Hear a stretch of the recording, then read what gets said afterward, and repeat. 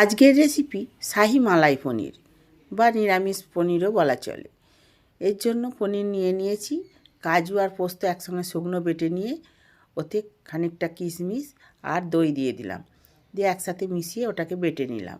এদিকে কড়াতে তেল দিয়ে পনিরগুলো উল্টে পাল্টে ভেজে নিলাম, একটু সামান্য নুন ছড়িয়ে দিয়েছি, দিয়ে ভেজেছি। এইবার উল্টে পাল্টে ভাজা হয়ে গেলে তুলে নিয়ে ওই তেলেই 1 চামচ মতো ঘি দিয়ে ঘিটা হয়ে গেলে গোটা জিরে ফোড়ন দিয়ে এলাচ দারচিনি শুকনো লঙ্কা লবঙ্গ ফোড়ন দিয়ে ফোড়নটা হয়ে গেলে আদা বাটা আর কাশ্মীরি লঙ্কা গুঁড়ো দিয়ে দিলাম, দিয়ে মিক্সি বাটনাটা দিয়ে ভালো করে নেড়ে চেড়ে মিক্সি ধোয়া জলটা দিয়ে লবণ আর চিনি দিয়ে দিলাম।